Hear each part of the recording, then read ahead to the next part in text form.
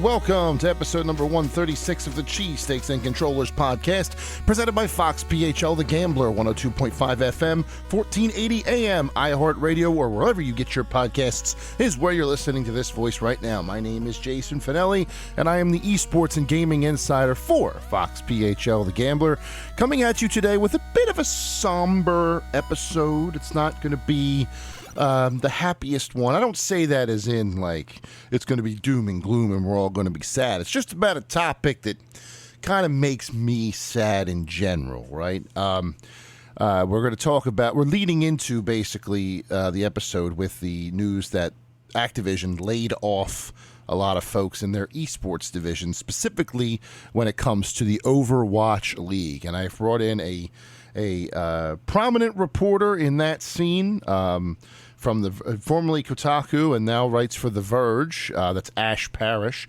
to talk about the current state of the Overwatch League and whether or not we think it's going to continue, because part of the news was also that at the end of the year, the teams will get to vote to stay or take like a $6 million payout, and off they go. So we talk about that. We get into how the league got into this position. Of course, we talk about the Fusion because their departure made me sad, and we go from there. Fantastic interview. She is a great writer and a great person, a great writer, a great person, and a great person to talk to on this podcast. So I hope you will enjoy that. And then we will get into where esports go from here in general. That'll just be me talking about where I think esports should go, particularly, Overwatch and Call of Duty and fighting games and all that stuff. So we'll talk about that. And then finally, we're going to end up with an interesting debate that came up earlier this week regarding certain critiques. This one's centered around Armored Core 6. So if you saw the video, you know what I'm talking about. But we'll get into that later.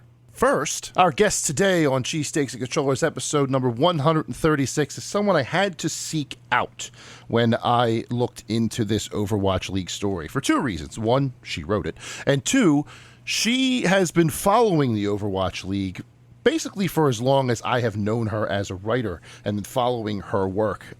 So if I could not get Blizzard themselves, and I did not think that was going to happen, I had to go to another authority. So I have brought on former freelancer extraordinaire, former Kotaku, now writing about video games for The Verge. I have Parrish. Ash, how are you today? I'm great. I'm always glad to get the opportunity to talk about the Overwatch League. So yes. You were right on time. I'm really excited. Yes, even in, for better or for worse, let's say. Yeah. Because last week, and the reason I reached out to you, a big layoff at Activision Blizzard in their esports department specifically. A lot of folks finding out via the article that you wrote, which is never ideal. How does it? Have you ever written an article like that before, where it's bad news that people are finding out by your writing? How's that? That's got to feel kind of weird, right? It does feel weird, and it does feel bad. I don't think anything like that has ever happened to me. I think, and if it has probably only happened within the Verge or within the realm of Overwatch, because it's the powers that be at Activision Blizzard are not the best at communicating to rank and file employees when things happen. So a lot of times, it's news that breaks the story, but that's not necessarily uncommon to Overwatch. It happens all the time across all different kinds of industries. So it's not uncommon, but it's definitely not the greatest feeling. Yeah, I can't imagine you're reading those tweets afterward and you're like, well, I could have probably assumed they weren't going to tell you, but this is a lot worse than even I thought. Yeah. So what do you, just off the top, like just surface level, what do you equate this to? Is the merger have something to do with it? Just the fact that Overwatch interest has waned, even since the release of Overwatch 2. It was there for a while, but then I don't hear about this game nearly as much as I used to, even in the pandemic, let alone pre-pandemic. So what, if you, in your estimation, is leading to the potential dwindling of this league? I think it has a lot to do with the fact that everything in esports in general is undergoing this kind of cooling effect where investors are starting to step away. So, what happened back in like 2018 and even before is that just like crypto, a bunch of people with a bunch of money decided, okay, we're going to make esports the next thing. So, we're going to dump tons and tons and tons and tons of dollars into this across the board. You see this happening with CSGO, you see it happening with Riot. It's everywhere. It's not just the Blizzard thing, it's everywhere. Hmm. Everybody has all this money to burn and they think esports is the next big bet. So what happened was, we have this overinvestment, and with things like, investment, if you're not getting your money more, if you're not getting a return on your investment as fast as you want to, or as fast as the money, the bookkeepers want you to make money, people get scared and they pull out. So what happened was, you've got billionaires like Robert Kraft who own, the Boston Uprising, and then, Hmm. even Comcast Spectre who owns the Philadelphia Fusion, now the Soul Infernal. They invested all of this money. The pandemic happened, which completely canceled the idea of what was supposed to make the Overwatch League successful, which Yep. were these geolocated teams where people would go every week to watch these live events and pay for tickets and merchandise and all that stuff. That completely couldn't happen because of the pandemic. So that was an even worse hit to the financials. And it led to this situation where Activision Blizzard had to either postpone or outright cancel franchising fees. Because remember, these billionaires paid, 20 to $35 million for a franchise slot. So with these investments hurting, these teams are like, okay, no, we can't do this anymore. We can't justify this expense. Everybody's pulling their money out, and Overwatch League was just one of those places where everybody's like, no, we need to get out of here. We need to get out of here with as much money as we can, which has led to what we're seeing right now. So part of in the report by Ash, if you have not seen it, it was posted last Thursday, I want to say the 19th. Yep. Um, the earnings report for Blizzard came out, and a brief part of that I'm going to read right now. During the second quarter, we amended certain terms for our collaborative agreements with team entities participating in the Overwatch League. According to the terms, following the conclusion of this season, the teams will vote on an updated operating arrangement. If the teams do not vote to continue under an updated operating agreement, a termination fee of $6 million will be payable to each participating team entity. Total fee of approximately $114 million. I know that the league has already lost a team in the Chengdu Hunters. They did not come back in this season. And then my Fusion, technically they didn't lose them, but we lost them. Sorry, I'm not bitter. Do you think this league survives this vote? Because a big part of me wants to say no. So the league as we know it right now probably will not survive Okay. this vote. I have a very good feeling that the team owners will vote to take the money and run, and this franchising model that we've been working with for the last 6 years will cease to exist. That does not mean that competitive Overwatch in general will also end. That's fair. I I don't know if it's just my optimism or a reflection of my enduring love and hope for competitive Overwatch, but I believe that after these franchising situation goes away, that we will still have competitive Overwatch in some way, shape, or form. I spoke to Sean Miller right after this news broke. He couldn't tell me exactly what that shape will look like, Mhm. but I do believe that they will keep it around and they will revamp it into something else. I want to believe that competitive Overwatch, in a way that we enjoy it, will still continue. It's not happened before. Like, I've never seen a situation where something like this completely falls apart and it is rebranded and rises from the ashes.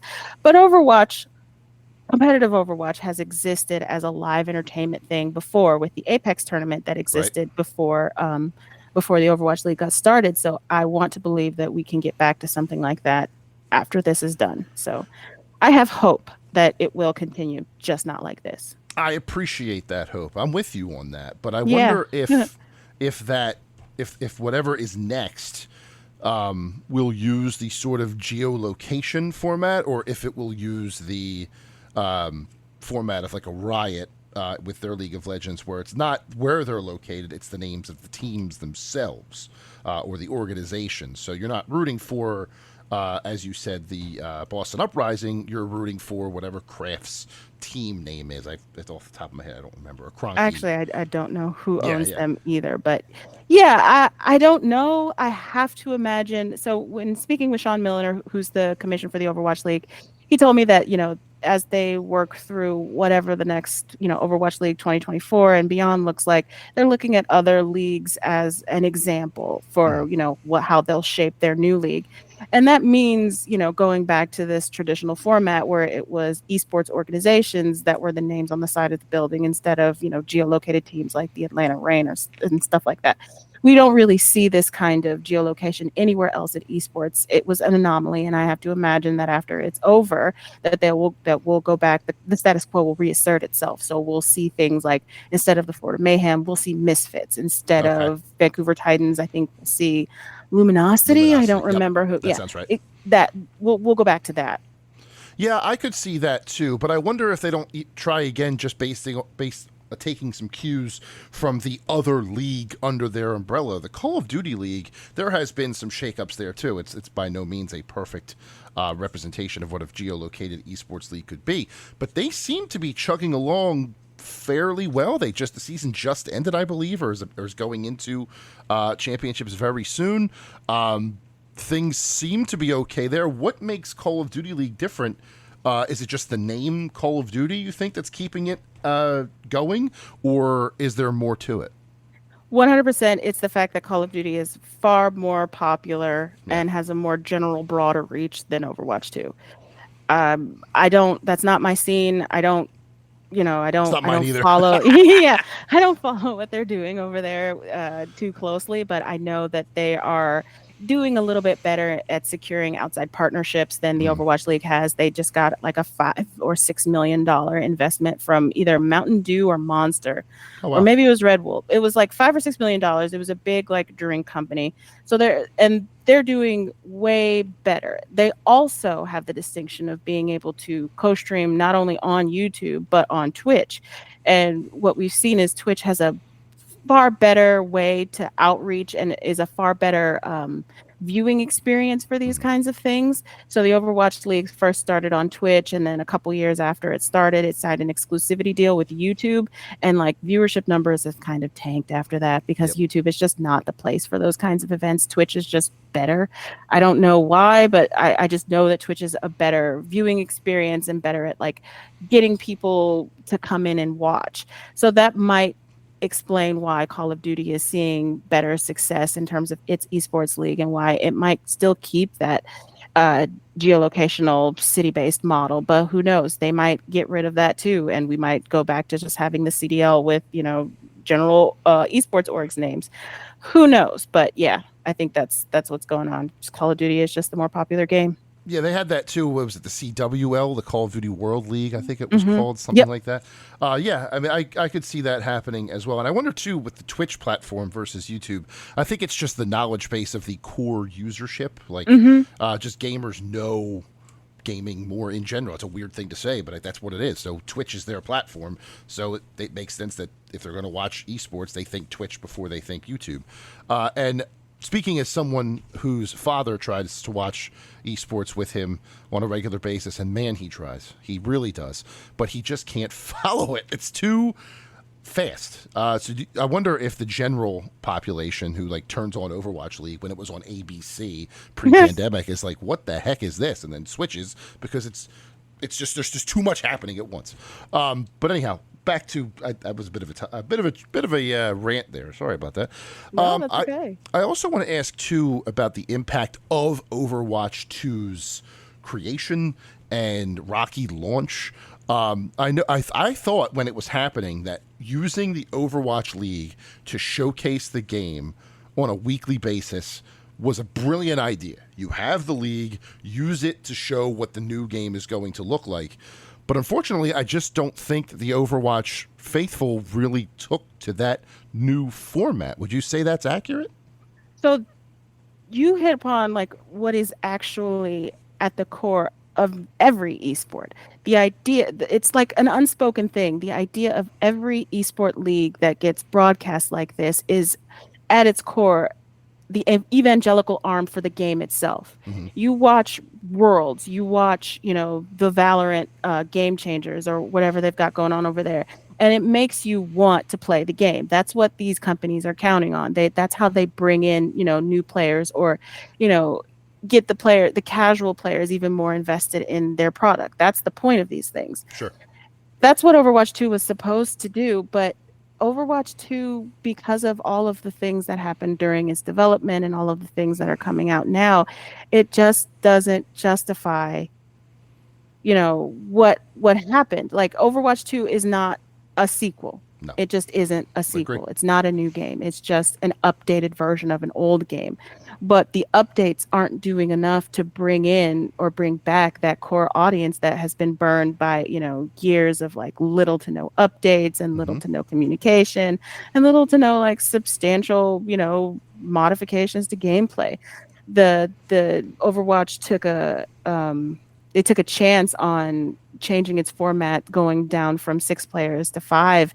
And a lot of the sentiment that I'm hearing from longtime fans is that it just doesn't work. It doesn't feel as good. It doesn't play as good.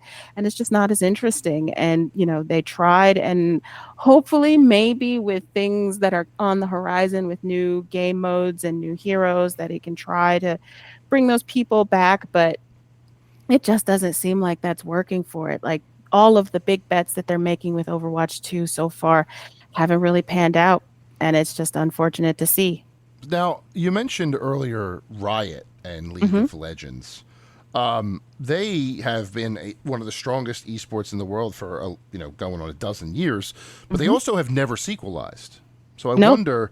There's an interesting discussion to be had about even Call of Duty, which World War One comes out every year, and Overwatch trying to push something as a sequel. Even if they had just called it like maybe 2.0 or something where it wasn't supposed to be a direct sequel to the first game, I feel like there would have been a lot more success to it.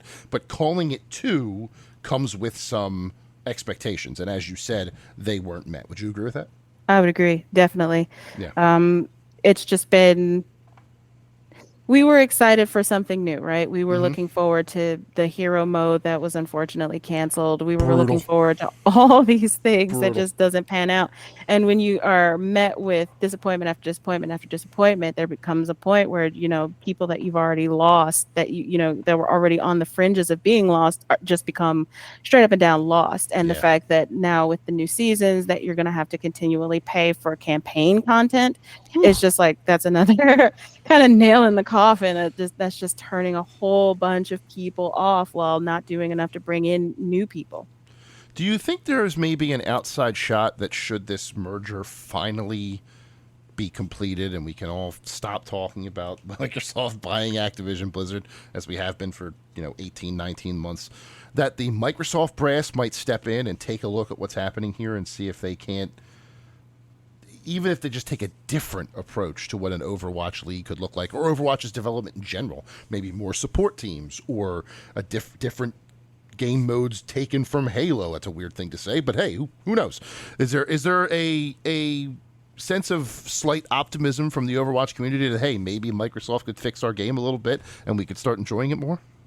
I haven't, if there is, I haven't seen it. Okay. At least not as far as Overwatch or even Overwatch League in general. So we do know that Microsoft runs the Halo esports, but I don't hear too much about it. I don't know how invested Microsoft is in that thing, in their esport, or if it's just something that they keep, going along investing in just because it's like a nice little thing, a little offshoot that they don't really have to pay too much attention to, Right. that sustains itself, right? Hmm. So I don't know what their appetite is for keeping, the Overwatch League running, because running an esports league is a huge, huge expense. And the thing is that it can be profitable, but it's probably not going to be as profitable as people want it to be. So such that, they might not be able to justify the continued investment in it. So I don't know. It's really up in the air about that. I know that in general, Activision Blizzard employees are looking forward to the merger because they, haven't historically liked the ways that You could to say that. say it lightly, the ways that Blizzard has been their executive leadership team has been leading the company as of late for reasons that you can go to theverge.com and read up all about. Please But do. Read Ash's yeah, stuff. in fact, I encourage it. I It's just too early to tell, Yeah. honestly. I wish one of the things that I would like to work on as we get closer and closer to this deadline is, get in touch with people at Microsoft to see what their appetite is for things like that. So, who knows? Maybe we'll see a revived Overwatch with Microsoft's takeover, or maybe it'll just continue to wither on the vine the way Heroes of the Storm did. Oh man, that is not the comparison you want to hear Yeah, I with a know, game but like it's about the Overwatch. best one we've got right now. Yes, it is. I remember in 2020, February, right when I was brought onto this radio station to do this show, my program director and I went to the live Fusion matches at the Met here on Broad Street in Philly, and that crowd was absolutely out of this world. And to be where we are now, 3.5 years after that, is shocking. For It's one really thing, sad yeah, because the Overwatch League community, as you say, is they incredible. It were is so fun and it's so energizing to watch other people get so hyped for Overwatch, for watching them. Like, one memory that I'll never forget, and one it's that a lot of people who have watched the Overwatch League for as long as they have, they keep bringing up, is Overwatch World Cup, which is kind of hmm like Overwatch League, but it's like country based instead of city based. You've got the Overwatch World Cup. You've got one of the legs of the tournament was in France, and you've got all of these French fans in this big auditorium singing the French national anthem while their team competes, and it is just this beautiful moment amazing. of like sports that like Yeah. transcends like all human emotion, and it's just so fun and so heartening to watch. And I hope that there's something in the future for Overwatch that we can continue to have those kinds of moments, Yep. because the community always will show up. They always have. It's just not in the numbers, or not in big enough numbers that the bean counters want people to show up in. It's there, but it's always just not quite enough. No. And sometimes you can be happy with what you have, and sometimes you just can't. So who knows? But I really hope that we can still have more of those moments in the future. I agree. It's all about the damn beans. I have one last question for you before I get you out of here. My favorite competitive gaming lane or circuit is the fighting game circuit. I'm a Hmm. huge fan of the FGC, and they have their own leagues. Like they run Capcom Cup or Tekken World Tour or Dragon Ball Z World Tour, whatever they're calling themselves. But they use out of or third parties to host those tournaments in events that they Hmm. were running anyway. Your combo breakers, your Evos, your Evo Japans, your CEOs, and stuff like that. Do you see, or do you think, just in your experience, it is more efficient for a company who may want to run a league to maybe think about a third party organization running it for them as opposed to running it in house? As you said earlier in this conversation, running an esports league is a huge commitment, both financial and time. So, would a potential future Overwatch League maybe benefit more in the hands of a third party that specializes in competitive gaming like that? Or do you think keeping it in house, they could eventually make it work if they dedicate the resource to it? I'm actually really glad you brought up the fighting game community, because they're a perfect example of what happens when profit is not necessarily prioritized, and what Hmm. is more prioritized is the user experience. The fighting game community has been around for as long as it's been around, in as a robust a way as it has been around, because that is all grassroots, bottom to top instead of top to bottom Yep. kind of development. That has always been centered on the fans, made by fans for other fans, and that's why they've been as successful as they've been for so long. Yes, tournaments have come and go, but like, it is the fighting game community is a standout, specifically because like it seems like the publishers for those games kind of take this like kind of hands-off approach, or this permissive approach, where we're going to allow you to have the licenses for our games to put on these tournaments, and we're just going to let you do what you do. And Hmm. they've done that to great effect. And I think a lot of leagues, Overwatch in particular, can take very good lessons from that kind of development, that kind of grassroots community based development. That being said, third party tournaments is not new to Overwatch.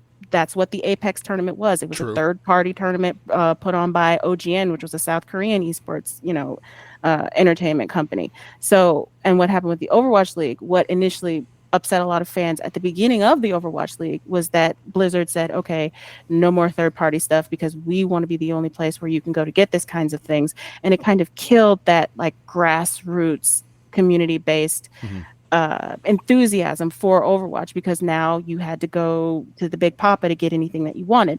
And now that we're seeing, what in this particular case, like the consequences of that, maybe now the lesson is like, okay, this didn't work. We've had a successful model in the past with third-party tournaments. Maybe we can do that again. So the fighting game community is an excellent example of that, as well as Overwatch's own past. I have always said on this radio, in the history of this show, that the fighting game circuit, fighting game community is the future of esports, and as far as the absolutely the user, as you pointed out. I'm sorry, my original thought was because of the user experience for the casual fan. There's just way less information they have to take in if you look at a Overwatch screen versus a fighting game screen. But what you just brought up, I think it makes even more sense in that bottom to top grassroots structure could definitely benefit any game, any competitive game out there that wants to try and make a splash. That's the way to do it. So I'm glad that you brought that up as well. Ash, this has been a fantastic conversation, as expected, from someone who has been writing so well about this league and all video games in general. I don't want to put you in a box. Ash Parrish is doing great work. She did great work at Kotaku, doing great work now at The Verge, and I want you to go check it out right now. Check her out on Twitter. Your handle is just your name, right? It's @Astra, so ADASHTRA. That's where I'm at on Twitter. Blue Sky, also Threads. Oh, cool. Yeah, well, Oh, jeez. Tomorrow it'll be called ham sandwich because he's hungry. But Ash, I appreciate your time. I appreciate you coming on here and giving us this great information. I look forward to all of your coverage on Overwatch, be it the league as it is or whatever rises from the ashes. Phoenix League actually sounds kind of cool. It does. I'll hopefully speak to you again very soon, and I look forward to everything you have to write in the future. Ash, thank you so much for coming on. Thank you so much for having me. It's always fun to talk about Overwatch with fans. It's always fun. I always love doing it. So please have me back so I can do it more, because I don't get to do it very often. All right. You heard it. She will be back, I promise. And we will be back right after this. All right, welcome back to Cheesesteaks and Controllers, episode number 136. Major thank you to Ash Parrish of The Verge to come on here and talk about Overwatch League and whether or not we think it's going to have a future as is. Unfortunately, things are not looking good, especially with that vote coming up. As she said, I do expect the teams to take the money and run. And that will be the end of the Overwatch League as we know it, which is sad, honestly. And that's where it's a good segue into what I want to talk about here. Think back to like 2020, right before the pandemic hit and all that. And we mentioned this in the interview too, like when the Fusion was here at the Met and they had just announced the brand new arena that they were going to build just for the Fusion. It was probably the highest point of the Overwatch League here in the city for sure, but probably in general. Hype was at a fever pitch. They were going to start touring the country and even the world. It was set to be a humongous thing. And then the pandemic hit, which hurt it, and then the crypto thing, which hurt it again. And now we find ourselves in a situation where the Overwatch League this time next year, or hey, this time 6 months from now, may cease to be as it is in its current function. And we'll go to something like the Apex series, as she mentioned, or Call of Duty World League, where instead of the cities being represented, it's the organizations themselves, which I'm fine with. But I do think that there is a possibility that some league could start a city-based venture and build something, as Overwatch was in the process of doing before all this madness started. It really does paint a bleak picture of esports and competitive gaming in general, though, does it? I have said numerous times on this show that I think the word esports is tainted, even going so far as to say I would never utter it on this show again. But you know, it is very easy to say. I will admit that. I still do not want to, like, I would rather call it competitive gaming or something of not professional gaming, because that else, like, I would say an influencer who streams video games for a living is in professional gaming as well. It's just a different type of it. But as far as competitive gaming is concerned, and esports, or for those who aren't in the know, e-gaming, oh dear, I feel like we're in an interesting impasse right now, a time of transition, a time of flux. You have Call of Duty, which seems to be going fine, though we don't know how that will be affected once Microsoft comes in after the merger. You have Overwatch, which very may well vote to, like, as we've said numerous times, not to exist anymore. You have Halo, which was supposed to be big, but then Halo Infinite suffered, so the Halo League suffered. It's a strange time. The only two tenets of competitive gaming that seem to really, but three, I guess I should say three. I don't want to discount one of them, is League of Legends, Dota, and the International, and fighting games, which I always champion fighting games, I know, but and maybe I just have recency bias because EVO is next week, but they seem to be, as strong as ever with PlayStation coming in and doing their thing. I wonder, though, what is the next big competitive game, right?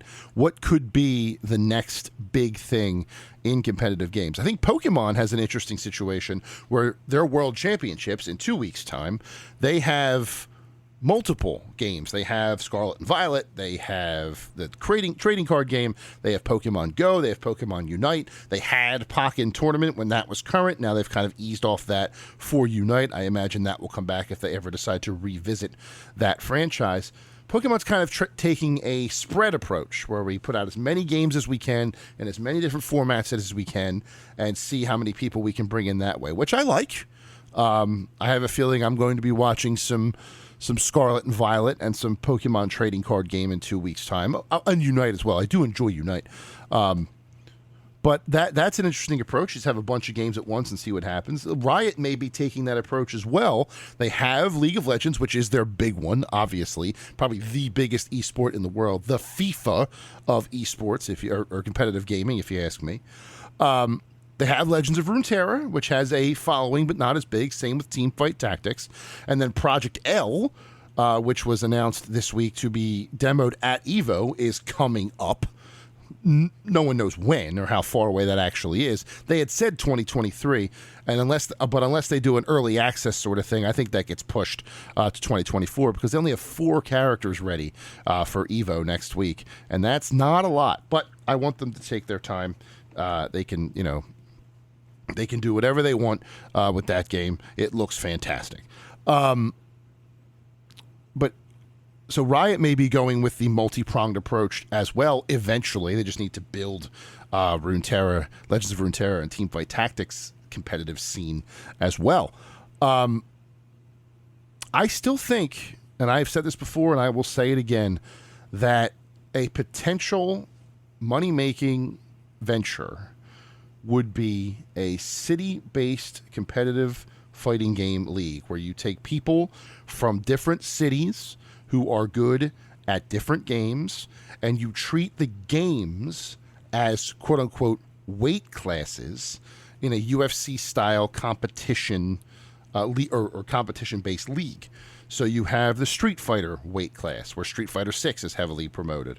You have the Tekken weight class, where right now it's Tekken 7, but as soon as Tekken 8 comes out, that'll be the one everyone's playing. The Guilty Gear Strive weight class, and you can change, you can have as many or as little as you want. Obviously, you'd want to be with current games. You don't want to, no one's going to tune into the Capcom versus SNK 2 division, except for, me. But I'm wondering how that would work, because I know there's a huge community of players here in Philadelphia. I know there's one in New York. I know there's two separate ones in North and South California, NorCal and SoCal. You could probably keep them separate or combine them however the franchisees would want to do it. You could have your NorCal. I would do the NorCal and the SoCal. And then you have your Northwest. You have the South. You have the Midwest. There are prominent communities everywhere.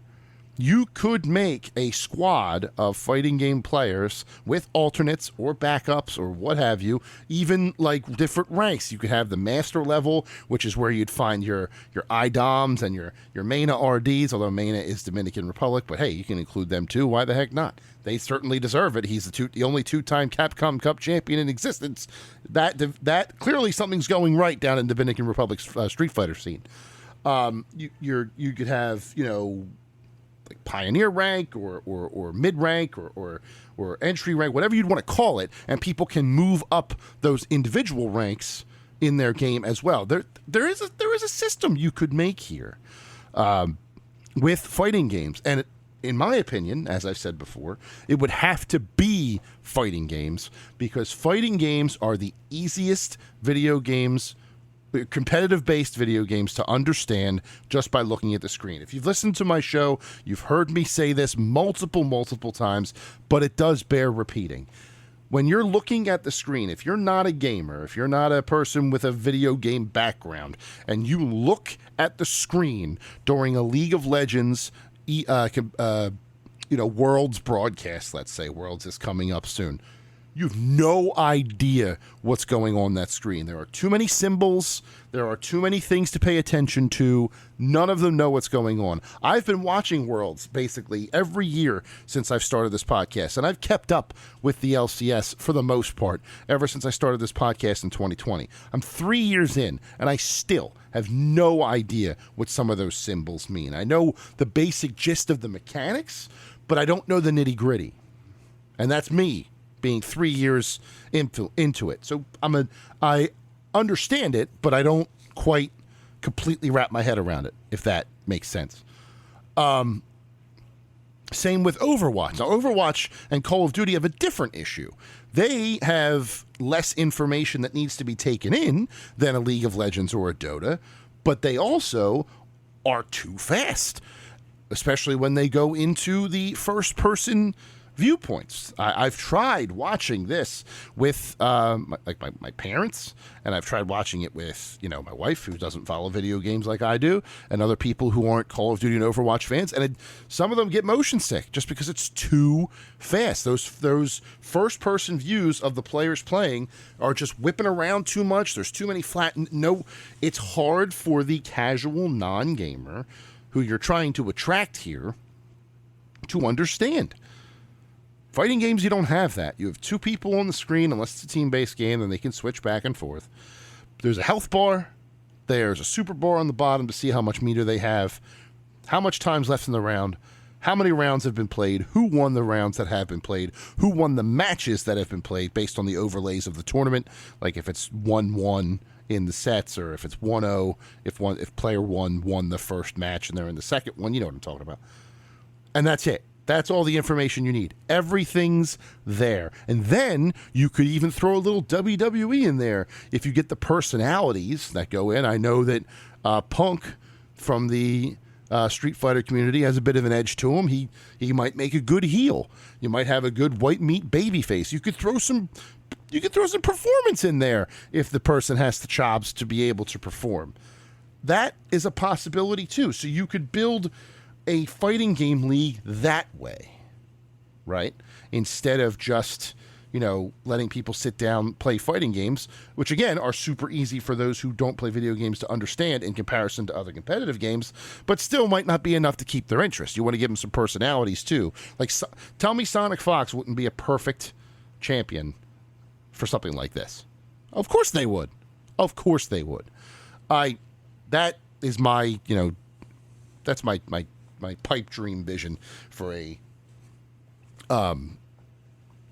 city-based fighting game league. I don't know that it'll ever happen, but I certainly don't have the capital for it. But I can be the ideas guy if somebody's got the money. Just throw it my way, and we'll see if we can make it happen. But regardless, to kind of latch on to that point, and Ash and I talked about this in the interview in the first segment. It may have to be that competitive gaming leagues are outside third parties that license these games and come to partnership agreements with the developers that make them, like MLG used to be. Because it has been proven now, unless you're Riot Games or Valve or someone with a stupid amount of money, it's really hard to keep a league like this running in-house. Like, I talk about Evo. Evo has all these different games coming, but PlayStation owns it. It's the only one they own on the circuit, too. Each game has their own league, like Tekken World Tour or Capcom Cup or what have you, but Evo is like the central point where they all come, they all talk to Evo, and Evo handles all the planning. That might be what needs to happen across the board for the majority of competitive games now. Like an Overwatch, like the Apex series, if that were to come back after the Overwatch League rendered it moot. Call of Duty World League was, I think that was run by a third party before the actual Call of Duty League started. Get a Halo League going back under MLG, if that trademark even still exists. I don't know. But that, I think, is where the future of competitive games lies. You're going to have companies that come into existence who specialize in the organization, administration, and action of, for whatever the creation, administration, the putting on of esports events, competitive gaming events, weekend-long tournaments, week-long tournaments, whatever it is. That's how it's going to happen from here on out. And it has to be that way because clearly the companies who are running these games, again, for the most part, it's not everyone, but for the most part, just aren't able to keep it sustained for a long period of time. Now, Overwatch League has been around for 6 years. This is it might be its 7th season, including 2017. And, they did get through a pandemic somewhat unscathed, but if the teams vote to leave, that's not true anymore. They already lost the team this year in Chengdu, as we mentioned with Ash in that interview. So the era of third-party competitive gaming event organizers, I think, is approaching. I think that's where competitive gaming goes from here, because esports became a thing where a bunch of people threw a bunch of money in there because they wanted to make it the next big thing, particularly in the pandemic era when people couldn't leave their houses and everyone was playing video games. And once, the crypto bubble burst, and once they started to realize that like the teams weren't as well funded as they needed to be, or whatever else that was happening, the money left and it's not there anymore. And now we're picking up the pieces. And all the fans of all these teams who invested their time and their money through merchandise sales, and some people may have traveled to events, they get nothing. They get the crap end of the stick, as it were, and that's a shame. That is a real shame, because once again, the executives and the organizations that paid the exorbitant amount of money to get in here, they're going to get some of their, maybe not all of it, but some of their investment back.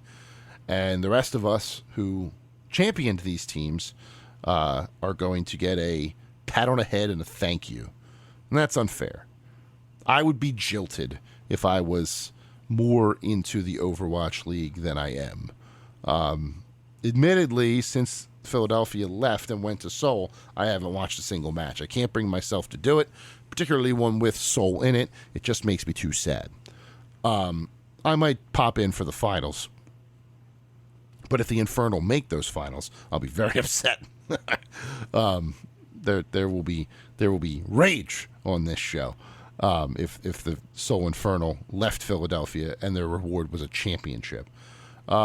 But we may be talking about the last ever Overwatch League champion, right? So I want to get that in while I can, because as I expect, come this year or come the springtime, there won't be an Overwatch League as we know it anymore, because the organizations are going to cut bait, take their money, and run.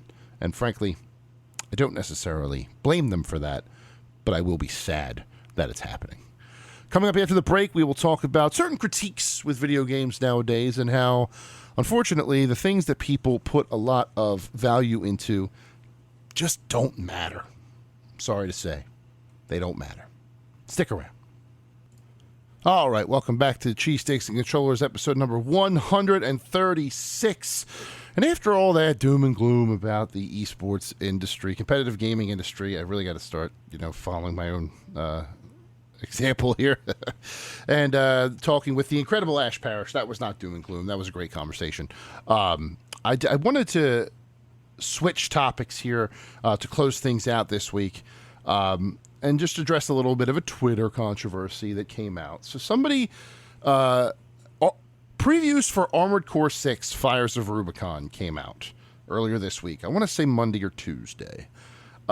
Tuesday, yes.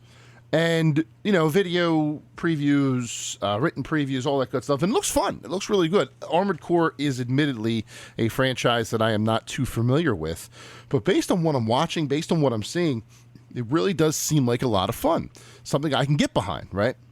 So a particular video review or video preview comes out, and they spend about 2 minutes talking about the way the game looks and how it's on old engine, it's on old framework, and FromSoft needs to stop limiting themselves. And nobody would argue that Elden Ring was ugly, but it was on an old engine. I don't really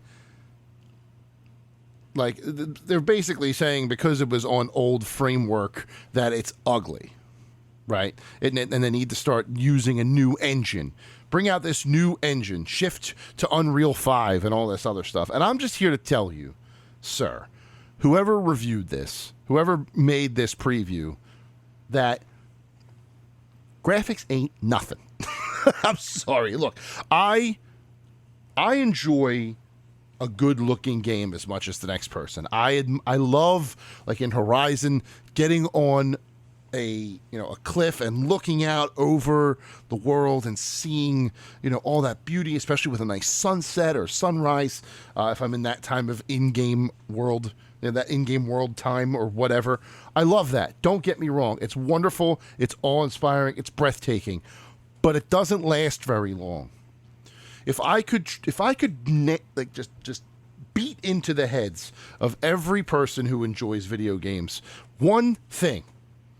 two things. One, it would be nice to each other. And two, it would be that graphics are not the most important part of a game. I'm sorry, they're not. They're what bring you in, but they're not what keep you there. You know what keeps you there?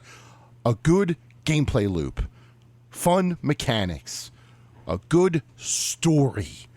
That's what keeps you there. I would argue that if you put story, gameplay, and graphics next to each other, this is my personal opinion, I do admit, but story for me is number one. A game can play great, a game could look great, but if I'm not interested in what's going on in the story, if I'm not intrigued by what's happening in it, I may lose interest. Next is gameplay mechanics. If the story is okay and the graphics are, not great, but it plays very well, I may stick with it to see if the story improves. If it doesn't, then it didn't. But I'm willing to forgive a subpar story if the game is fun to play, right? But if the story sucks and the gameplay sucks, I don't care how good it looks. It doesn't matter. None of that matters. Putting so much emphasis on graphical fidelity is tired. It's tired. Stop doing it. Stop doing it.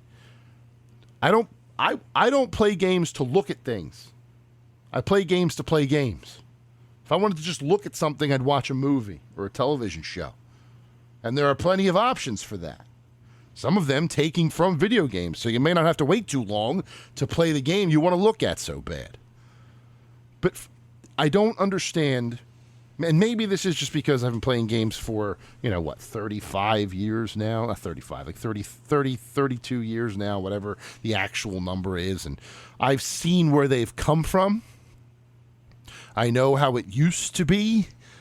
And I don't want to get all like old man yells at cloud here. I'm not trying to be like that. I'm just trying to make a point that while graphics are, they are, I don't want to say that they're not, useless. Obviously, we need things to look at. And if a game has high fidelity, realistic graphics, cool.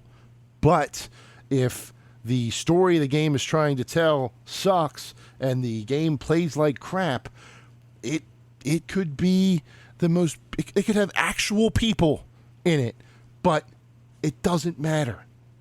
Graphics don't matter as much as story and gameplay. Now, that's not to say that the artists who make them aren't talented and I don't appreciate their art. I do not want this to sound like I do not appreciate what graphical engineers and artists and animators and all the things that they do. I don't want to say that they're not important in the development process. They are. But what I'm saying is when it comes to the user experience, when it comes to us with the controllers in our hands and the games on our screens, what we are looking at is less important than what we are doing. If a game, and a perfect example of this is old school retro style games like Shovel Knight. Shovel Knight is always the game I go to when this argument comes up between me and my pals. Shovel Knight was a retro 2D platformer that mixed Mega Man with DuckTales, and it came out in 2014. And it became one of the biggest indie franchises ever made. Did it need shiny, up to snuff, top of the line graphics? No. It needed 8-bit pixels. The Messenger, another example. The Messenger is a fantastic experience with a wonderful story told incredibly well. What did that use? An interesting hook where it switched between 8-bit NES graphics and 16-bit Sega Genesis, with the music changing also to add a little extra flavor. Did not need to look like the God of Wars or whatever else came out that year. I don't remember what year the Messenger came out. I want to say 2017, 2018. So yeah, whatever came out in that time frame. The next game in that franchise, technically, even though it's a major prequel, as I am told, made to understand, Sea of Stars, that looks like Chrono Trigger. Chrono Trigger was a 16-bit Super Nintendo game, one of the most influential games of all time, and this game, Sea of Stars, is pulling from that. Now, their animations definitely are benefiting from current technology. I get that, and they are gorgeous, but if the RPG loop, if the gameplay loop ain't good, or if the story ends up suffering, I'm not going to stick with it. No matter how beautiful those hand-drawn animations are. I can think of multiple games who came out looking flashy and ended up disappointing. There are many. There are many even this year. It just... I don't understand when... And I know I totally sound like old man yells his cloud here, but I'm sorry. It's just the way I feel. I don't understand when playing a game became less important than looking at one, right? I don't remember when. I don't realize, or I don't remember when it became less important to focus on what the characters are doing on the screen and the story they're telling and the way that you're controlling them than it was at, ooh, look at that face. Like if I'm playing Control. Right? Control's a beautiful game. But what makes Control so good is how you control Jesse in that environment, how you're floating around, you're shooting this gun that has all these crazy properties. You're seeing these, monstrosities coming at you and you're fighting them in really fun ways. That is an example where the graphical fidelity actually ties into everything, creating mood, creating tone, but building on the story that's being told. That is an example I would use where the graphics buffers the story and the gameplay. That's one where I think all three are in sync, and that's one example where graphics can be considered, an important part of that story because they set the mood. Yeah? Not every game's graphics set the mood. They just go for realism. So you cannot put as much emphasis on them as you are. And using Armored Core's example, yes, it is built on an older engine, but the art design in the world and of the mechs and the style that's in that game supersedes that. You shouldn't be looking at graphics. You should be looking at art direction, if I could go a different way with this argument too. It doesn't matter how the final product looks. It matters how it's designed. If everybody looks like real life, who cares? Again, it goes back to, if the game looks great, but the story is boring and the gameplay is boring, who cares? What I'm trying to say here, and I'm probably not doing a very good job of it because I'm getting huff on a rant, but I hope you understand what I'm getting at, is that at the end of the day, we play video games. We don't watch them. So if you're going to be playing these games, while graphics and fidelity is a part of it, it is not the part of it. So to spend so much time focusing on the engines being used and all this other stuff is asinine. It is a fool's argument, and it's one that's only going to get you, as is what happened this week, dragged through the mud. And you probably have, I haven't been able to see any replies. I only looked for the tweet that caught my eye when this first started. But I just, if I could portray anything in this argument, it's that I want people to start focusing on playing the games as opposed to just worrying about watching them and looking at them and all that stuff. A game should not be disqualified because it was on an older framework or an older engine. Doesn't make any sense. And he even used, my favorite part is he talks about how it's on this older engine, they need to update it and all this other stuff, and then talks about Elden Ring, how it was on that engine too. And Elden Ring was one of the successful games of this century. Boggles the mind. I don't know. I'm probably just sounding like some old gaming boomer who should, let's get you to bed, Grandpa. But I'm more concerned with how a game plays and the story that it tells than the way that it looks doing it. And there are plenty of examples that support my theory on this that I could give if you are inclined to argue with me, which you can do at Big Man Finale on Twitter or X or whatever the hell it's calling itself now, or whatever social media that you use. I'm happy to talk about this more in depth if you want to. I just think that I would really like people to stop worrying about things like graphics.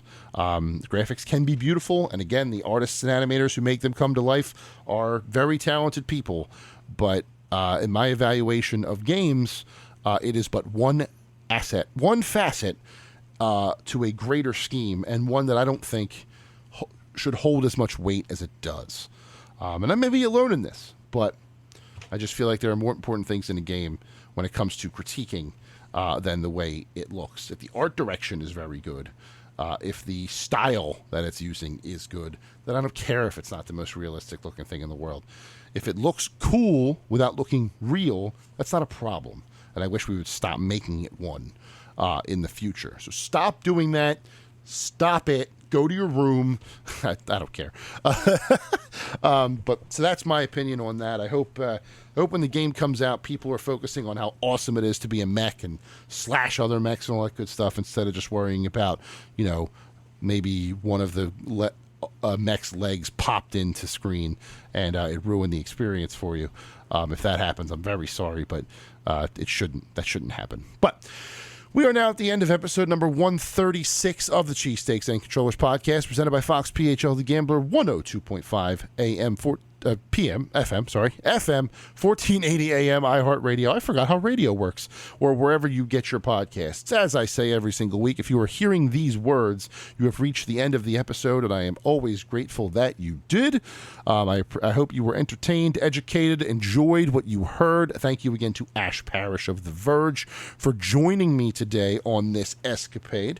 Looking ahead to next week is EVO, and I have a big episode planned for that. We're going to talk about what's going on at EVO. We're going to talk about the games being played, potential announcements, and maybe an interview or two. You'll just have to wait and see on that. That episode's going to go up Thursday the 3rd, so one day early, because EVO starts on Friday, and I would like to get mine out before the EVO festivities start. If you're traveling on Thursday to Vegas, it'll be a good companion for your flight out there.